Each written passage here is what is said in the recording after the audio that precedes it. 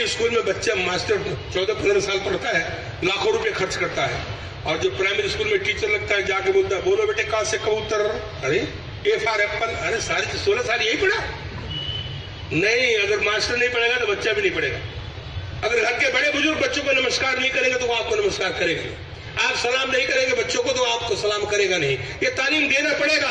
अगर घर में आदर्श और एक बढ़िया संस्कार देना चाहते, बच्चों को एक अच्छा नेक इंसान बनाना चाहते, तो आपको ये काम करना पड़ेगा। बच्चों को खुद पहले मत्था टेको, खूब उसको सलाम करो उठ करके, वो आपको करेगा। फिर एक ही बार ट्रेनिंग देनी पड़ेगी, बाद में वो अपने आप सीख जाएगा। फिर देखिए आपके घर में कैसे जन्नत का नजारा होगा, स्वर्गीय नजारा होगा। और बाबा जी ने तो हमारे लिए बहुत बढ़िया मंत्र का, तेरा रूप है ये संसार, हरगट रामा बोले राम बिना कोई बोले ना, सिया राम मैं सब जग जानी और करहूं प्रणाम, जोर जुग पानी सब में कर तू ही है, जिधर देखता हूं उधर तू ही तू है, कि हर शय में जलवा तेरा हूं बहू है। आदम को खुदा मत कहो, आदम खुदा नहीं, लेकिन खुदा के नूर से आदम जुदा नहीं। तो सब में खुदा का नूर है, तो सब में तो एक हरगट रामा बोले बात एक ही है, तो उसको ही सलाम करते हैं। मिट्टी को तो सलाम करते नहीं, ये तो मिट्टी है, आज नहीं तो कल खत्म हो जाएगी। जो रूह है, ये ईश्वर अंश जीव अविनाशी, उसी को सलाम है, तो उसी को तो नमस्कार करने, उसी को न छोटा न बड़ा। तो उसमें माँ बाप भाई बहन बेटा बेटी पति पत्नी सास बहू नंद हो जाए देवर देरानी जेठ जेठानी सबको एक दूसरे को सुबह उठ कर धन्यकार करो ना। तो बाबा जी ने कहा घर सुख बसिया बाहर सुख पाया, कहो नानक फिर मंत्र दिलाया। ये नमस्कार करना जरूरी है घर में, हर घर में। सुबह उठते एक दूसरे को मत्था टेक दो। देखिए उस घर में कभी भी कोई पंखा गर्म हवा नहीं देगा, सब ठंडी ठंडी हवाएं देगी। क्यों महाराज, है कि नहीं?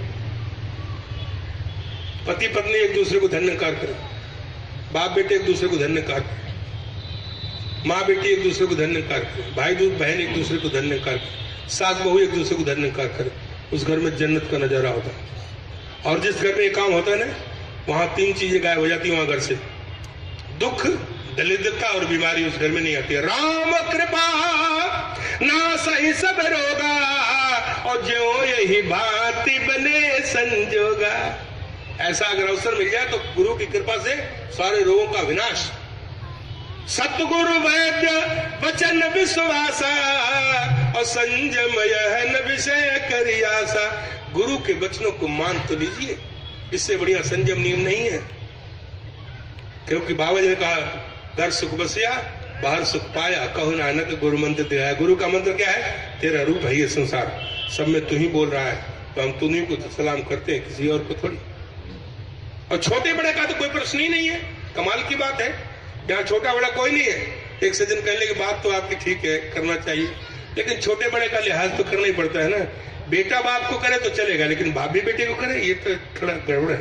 अच्छा, मैंने पूछा आपके कितने बच्चे हैं? कहता है एक ही लड़का है। कितने साल का है? 15 साल का। मैंने कहा 15 साल पहले किसके बाप थे आप?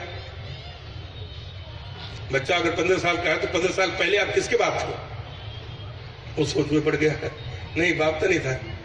मैंने कहा आदमी थे ना? हाँ आदमी था।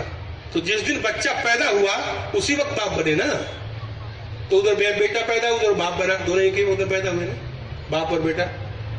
बोलो ना, क्यों भाईजान, ठीक है ना? बाप